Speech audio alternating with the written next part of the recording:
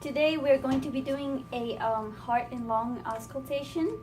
So what we are going to do is to listen to the heart. We are going to be looking at placing our stethoscope at the left side of the dog, closer to where the elbow touches his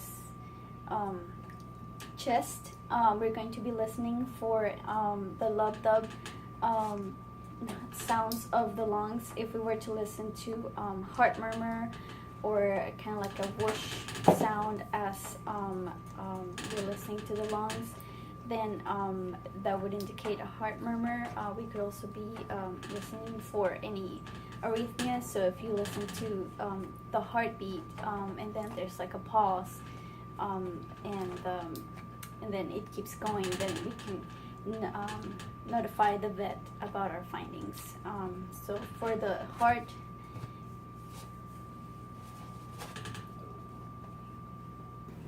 so for his heart rate, it's going to be at 120. So what we can do is let's count the heartbeats every 6 seconds and then multiply by 10. We could also listen to the heartbeat for 15 seconds, sorry, and then multiply by 4. For the heart, we are going to listen to all the 9 quadrants of the lungs. We're going to start at the top on both sides, and we are again going to listen to the breathing. It should be really light breathing sounds. If we listen to any wheezing, stridor, or stertor, more like a snorting sound in his lungs, we could also notify the vet. If there were any crackles when you were listening to the lungs, then that's also something we would notify the vet for any signs of respiratory problems or pneumonia. So we're going to start listening, and same goes for the lungs. We're going to listen for about 6 seconds, multiply by 10. You could also listen for about 15 seconds, multiply by 4.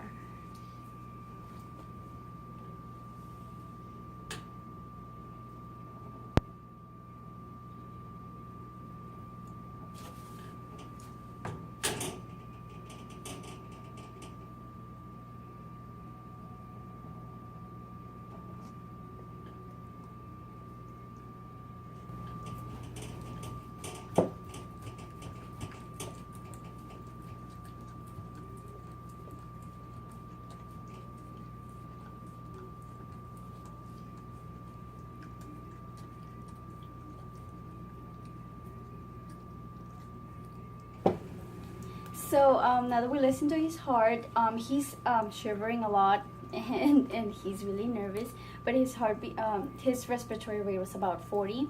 Then again, he's shivering a lot, and then he was eating, so he's panting a little bit, but that's fairly normal for him. And this is how we would do a heart and lung auscultation. This is how we would position leads.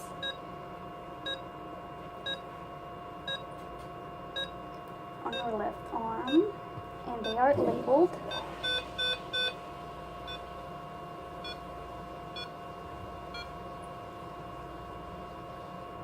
Like so. So after we apply a little bit of alcohol on all of our leads, it's just not too much, just a little bit.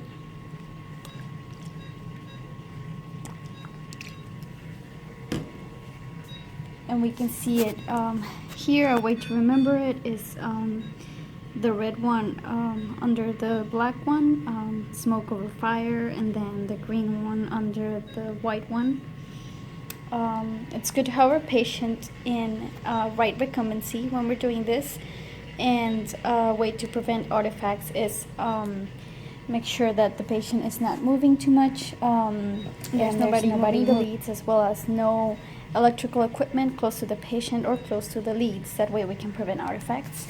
And then we can see here, the more stable the patient is, the best results we have on our readings. So here we have our electrocardiogram of the dog that was under anesthesia, and we can see on this paper we have some information To begin with, we have information. It's from lead 2.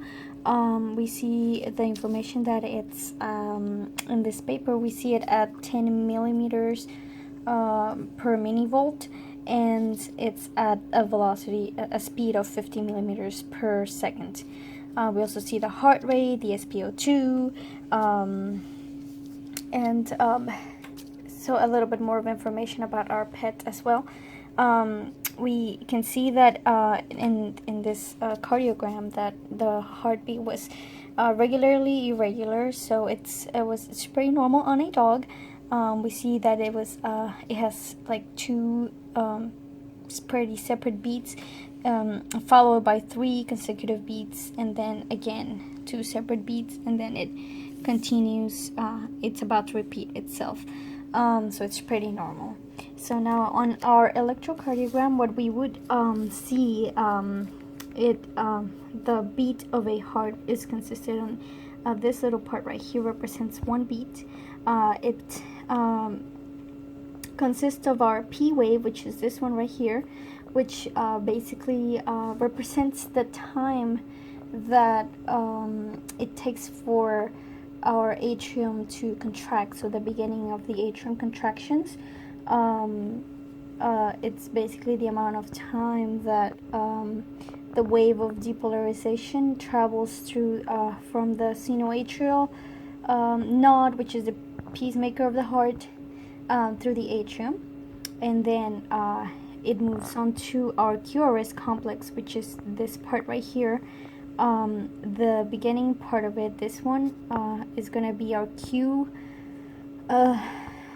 part of our QRS complex. It represents the depolarization of our interventricular speculum. So this is when our ventricles are going to start to contract. Then we see our R wave, or our R part of our QRS complex, which should always be the tallest wave on any of your heartbeats, and it represents the depolarization of the ventricles themselves. It should always be your largest wave. And then we see the S part, the final part of the depolarization of the ventricles of the heart. And then we see right here our our T wave, which represents ventricular repolarization. So our heart is getting ready to contract again. So then this should be it, and it's basically getting ready for the next contraction, which would be right here. And this is basically what our electrocardiogram represents. So today I'm going to be showing how to use a rabies hold. So have our dog right here. Just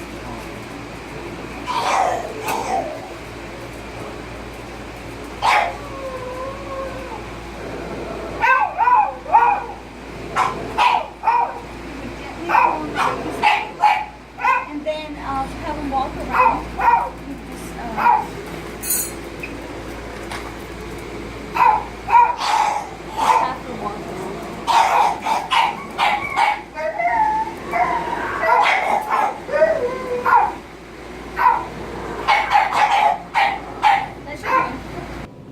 Today I'm going to show how to properly disinfect and clean a kennel. So what we would do is, if there was a pet or any belongings in the kennel, we would remove those first. Then we are going to be using kennel saw to disinfect the kennel. We're going to spray all the areas, top, back, sides, bottom, and the doors, to make sure that everything gets disinfected.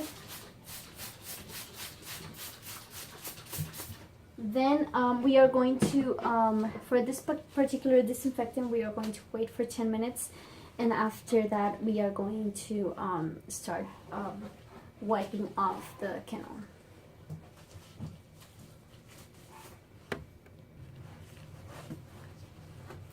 So it has been 10 minutes since we sprayed our kennel with kennel salt, our disinfectant. So now we are going to start wiping off the kennel. We are going to start from the top, and then we're going to go to the sides, and then we're going to clean the back, and then the bottom, and then we'll do the doors. This is because we want to start with the cleanest area of the kennel, going back to the other until we get to the dirtiest area. That way we don't spread any of the contaminants to any of the cleaner areas. So we are going to start at the top.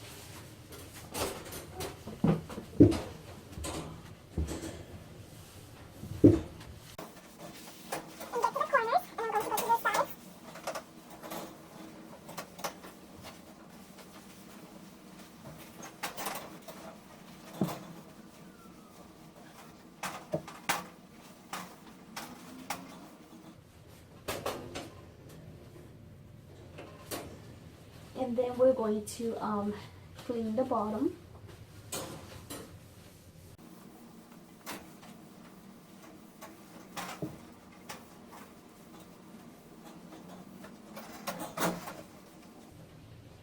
And lastly, we are going to clean the doors. If there was like a clipboard or anything on the door, we would also clean and disinfect that as well.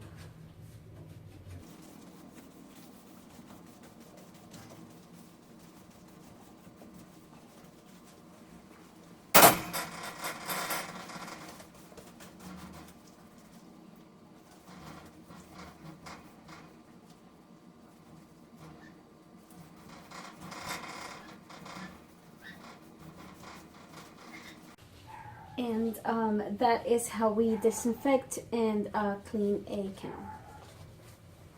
Today I will show how to do a Schremer tear test. So once we've carefully opened our package, we without touching the tip of it, we're going to fold it a little bit.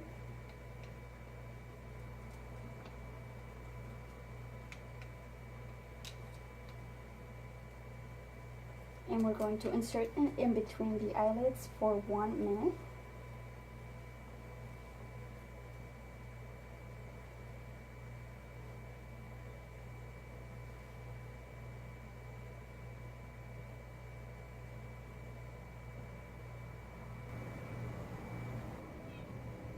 Okay.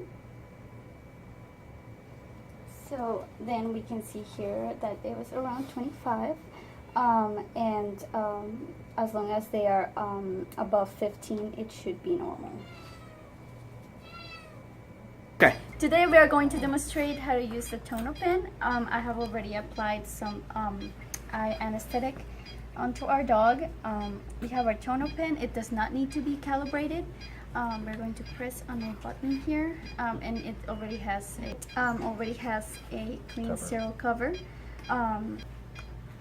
Wait till the green light flashes. There you go. Alright, once you hear the beep, this is pretty accurate at the 95% of accuracy, and it's at 19, which is pretty normal range.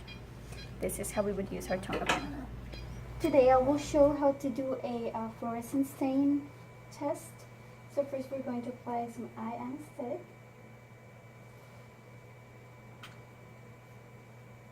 Then we will take our strip and apply some eye wash solution on it.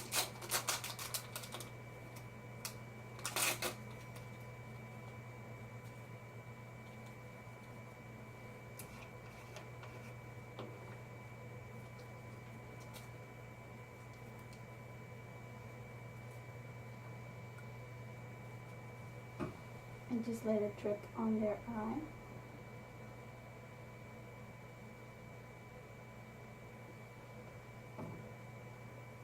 Alright, and let the pet blink a little bit so that we can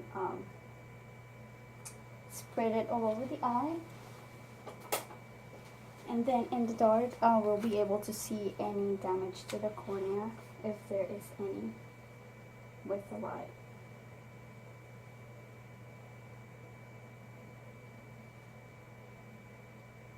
Alright, so everything looks normal.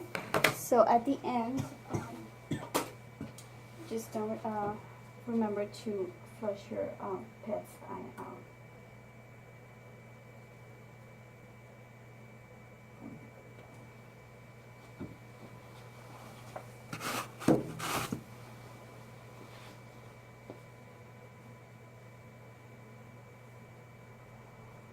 Alright. Today I will be showing how to do an anal gland expression. So the anal glands are going to be located on the 4 and 8 o'clock of the anus. So we have some wipes here to and some lube. So we're gonna wear gloves and lubricate our finger. Oh, it's peeling.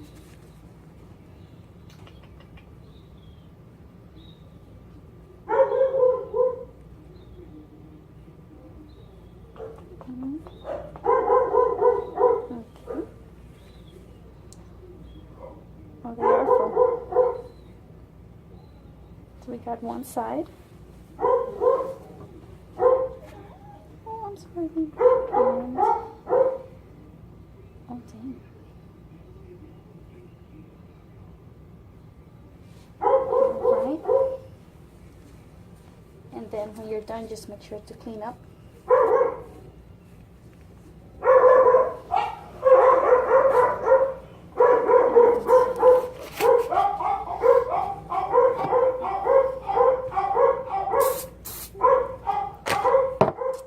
That is how you do an anal gland expression. Today I'm going to show how to prepare an enema for a dog, which we have right here. So we're gonna prepare some warm water, which I have already put in here. We have to remember it has to be warm, because cold water can cause hypothermia on your dog. We are going to apply some lube to the water. And then we would also apply some, this will make it easy for our patient once we apply the enema. We also want to apply some lube to the tip of our catheter on our syringe. Make sure that we have our catheter lubricated, like so, and then we would introduce it to our dog. Of course, she does not need one, but if we were to do it, we would introduce it, and then we would use our syringe to slowly apply the enema and start. Today, I will show the proper way to apply a topical medication on a cat. So we have our Revolution. We are going to open the package.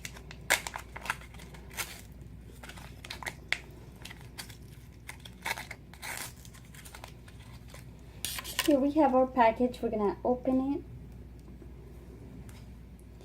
and then oh, actually we have to press all the way down to hear a lock, and then we can apply it.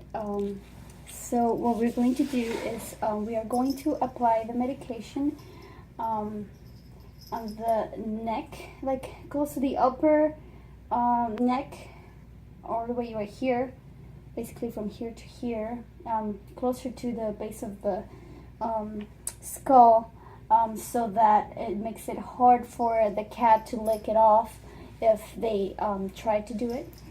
So we're going to part the hair from the area where we are going to apply the medication, and then we are just going to squirt in a slight line, like so. We have parted the hair, and we have our liquid medication on. Today I'm going to show the proper way to clean a dog's ears. We are going to get some cotton balls, maybe just a couple, get our ear cleaner. Get it a little wet. You could also squirt the liquid on their ears. It's up to you.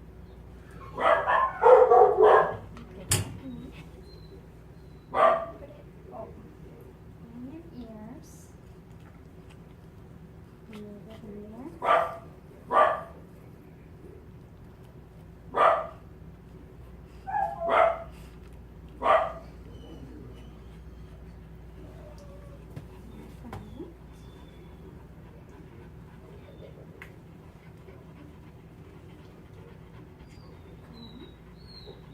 And massage the base of her ear. A little bit more. Last one.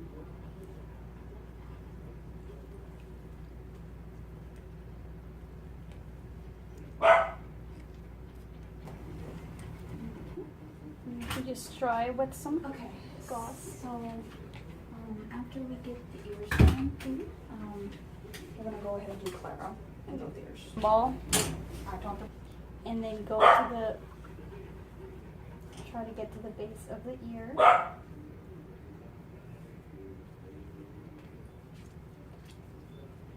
And massage the center.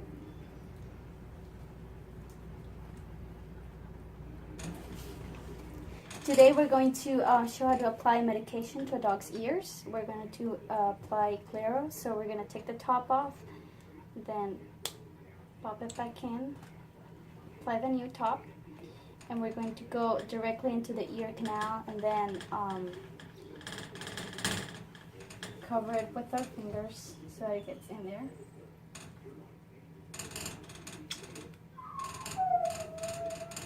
Make sure you're in there. Go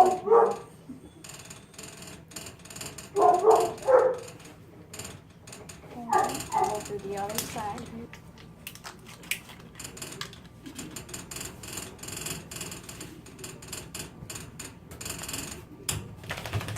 Oh, there we go.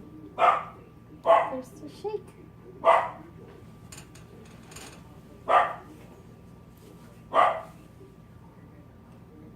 maybe too big for her ear. Mm-hmm. Just get it in the best you can.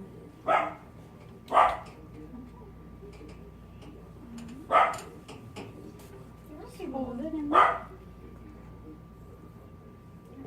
Today I will show how to clean a cat's ears and apply medication. So we're going to get some cotton balls and apply some ear cleaner. You could also apply the ear cleaner directly on your cat's ear. So we're just gonna have to insert it in there as far as you can and kind of grab the base of their ear and squeeze in.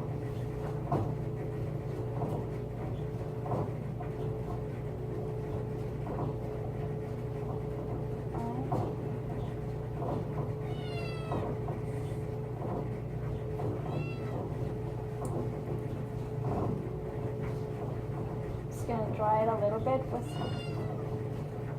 some gauze.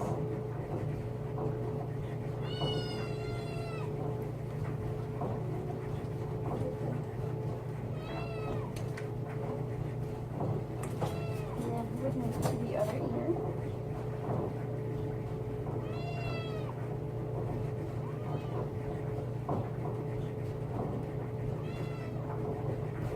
Now we are going to be applying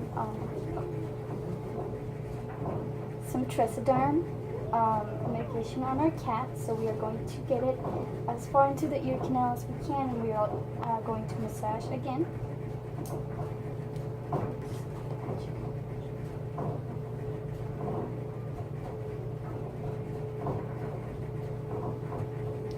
We need a few drops, and again we would massage his ears.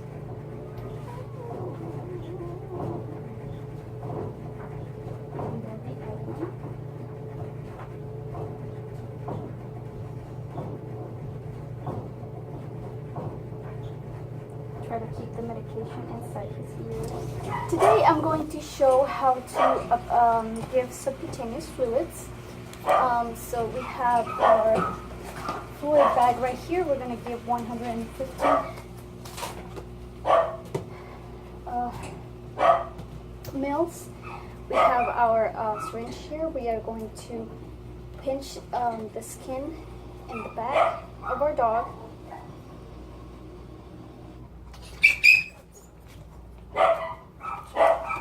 And then we will press on our bag until we give all of our fluids.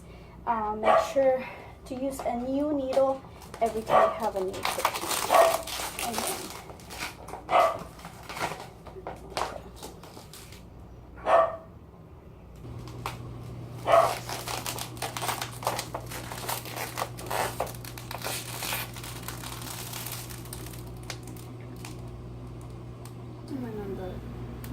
yeah, okay. This one's the only one that looks. So to trim a dog's nails, we are going to try to avoid the quick, which is going to be this pink part.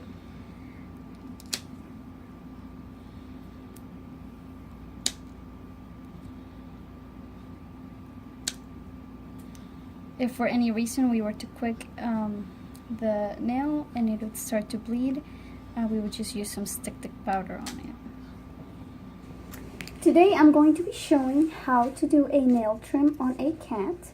So for cats, we are going to press on the pad of the toes, and we are going to cut at the tip of the nail. Try to avoid the quick, which is the pink part.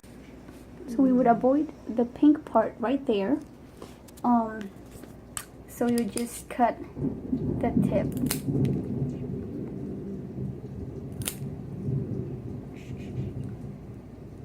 Like so.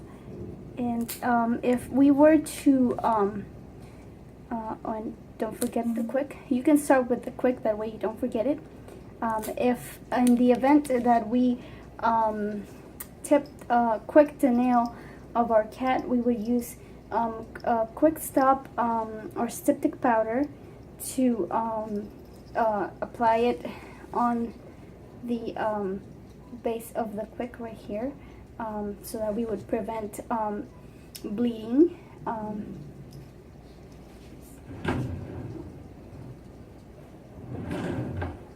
And this is what it would look like. You can this is what it would look like. You can take a little bit with your fingers, or with a cotton or a Q-tip, and just apply it at the base. So today we are going to be applying an emergency bandage on a cat. So we're going to have our primary layer, which is going to be the most important one. We have this gauze. It's going to be acting as a telfa pad, and we're going to put it directly where the bone would be, so right here. We would take our secondary layer, which is just going to be some cast padding, and then just wrap it around our cat. Ideally, it would be we would like to do 2 or 3 layers of cast padding, and try not to. We also want to make overlap our layers by at least 50% of your primary layer. So like I said, we would do ideally 2 or 3 layers. For the sake of demonstration, we only did about 2. And then our last layer would be some bed wrap. I already pre-cutted it, that way it makes it easier for you to apply it without pulling at it as you're unrolling it, because you don't want to have it too tight. So like that. And if we needed some more, we could put some more. But this is ideally the way that we would do an emergency bandage. Today I will show how to place a modified Roberts Jones bandage. So our first thing that we are going to do is get some strips of adhesive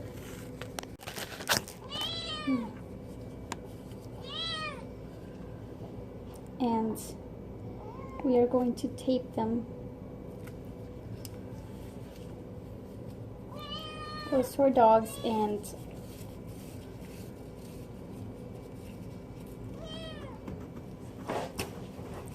we are going to place some tongue depressors at the end just to have them hold on.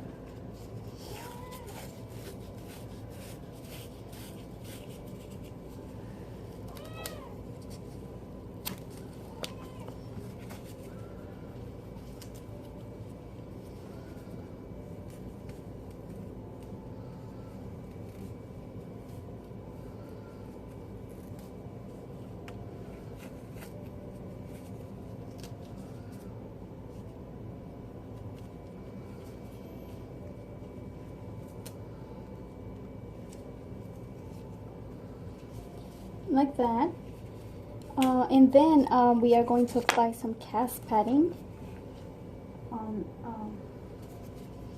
our dog. And what we want to do, we're going to start from the bottom. So we're going to start distally, and we want to make sure that we leave some of at least 2 of the toes visible, so that we can check for swelling later on. We want to try to not have any wrinkles on our cast padding and not make it too tight. And we also want to overlap the previous layer by at least 50% of the previous layer. For the sake of demonstration, I'm only going to do 1 layer, but in reality you want to have at least 3 to 4 layers applied to your dog. Our splint right here, so we kind of want to pre-measure our splint to make sure that it's gonna fit on our dog. So this one's pretty good, so we're gonna have it in here. We are going to use our gauze again to wrap around it, and again make sure there's no wrinkles and that there is no and try to overlap our previous layer.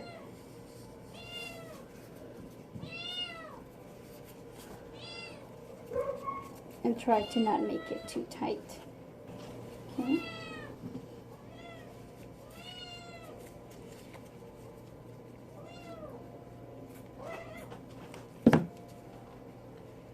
Now for the stirrups that we made previously with our tongue depressors, we are going to take the tongue depressors out and kind of twist them back so we can tape over our layers, make sure that they stay.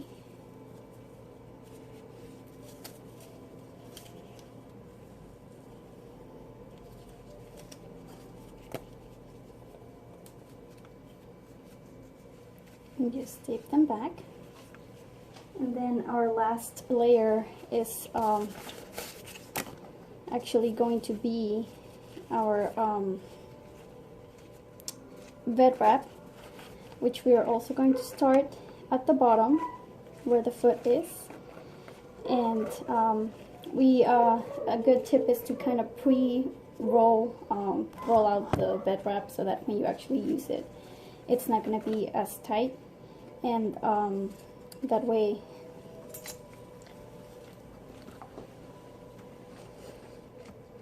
we don't press too hard or pull too hard and apply more pressure than needed.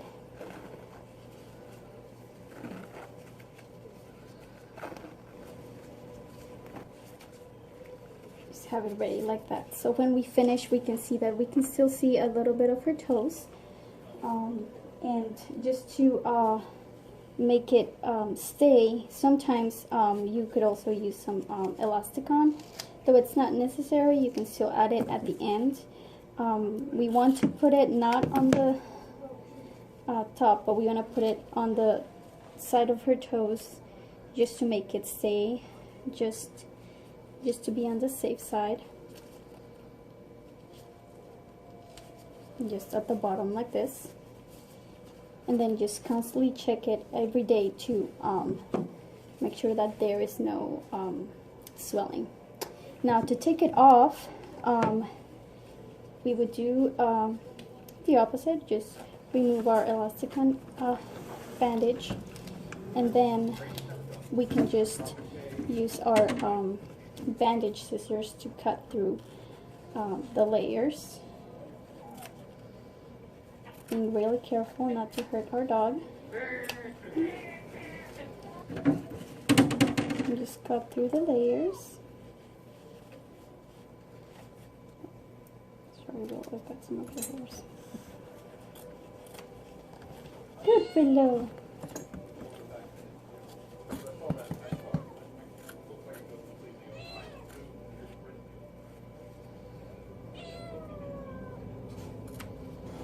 Alright, and then carefully remove your stirrups that we used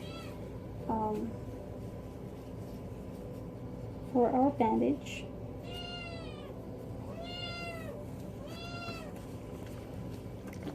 And this is how we would do our modified Robert Jones bandage and our splint. Today I will show how to give a pill orally to a dog. So here we have Bella, and this is her pill that she's supposed to take. So we are going to open her mouth, push the pill to the back of her throat as back as we can, and then we are going to give her a little bit of water in this syringe so that she can swallow. So we are going to open her mouth carefully, push the pill to the back of her throat, into her mouth, give her a little water.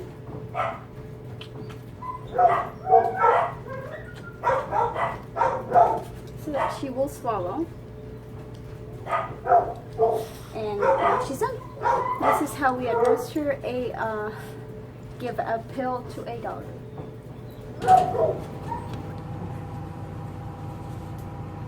Today I'm going to be showing how to pill a cat. We are going to use a piece of kibble as a mock pill. What we are going to do is we're going to have our pill, we're going to have a syringe with water on the side, and we are going to open the cat's mouth and push the pill as far to the back to the throat as we possibly can, and then we're going to give some water. So we're going to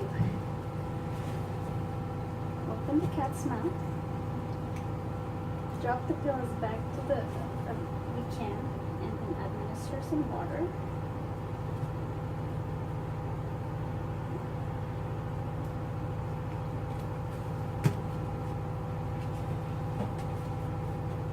And then we can also rub on their throat, make it easier for them to swallow.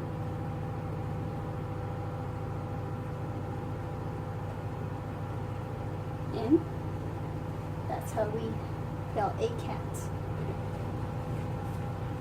Today we are going to be taking some dental x-rays.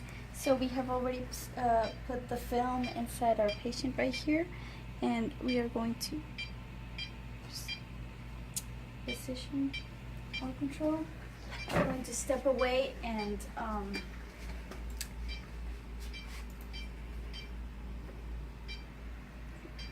let's start squinting.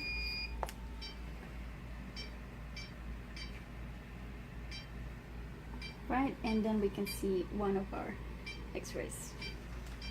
Alright, you can cut that one. So now we have positioned our film under the canine tooth, and we moved our control here on top of it. So now we're going to step back. Wait till it flashes. There you go.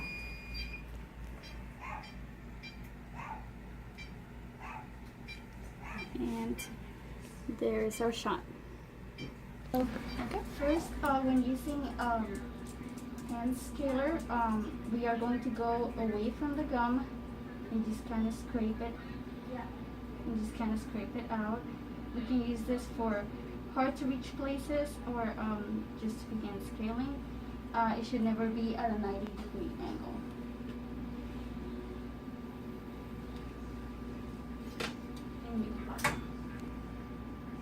Okay. So for ultrasonic scaling, we don't want to spend more than 10 to 15 seconds on a tooth.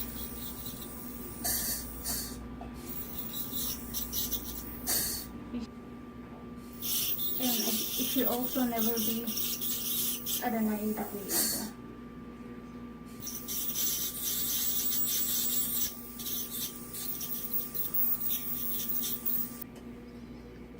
Now to polish, we have our Profi paste.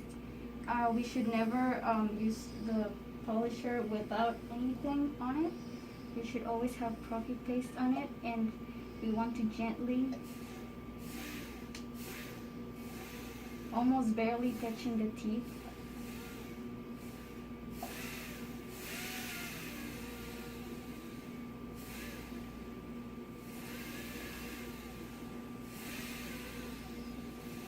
And again, not leave it in a tooth for too much, or it can get too heated up and it can damage the tooth.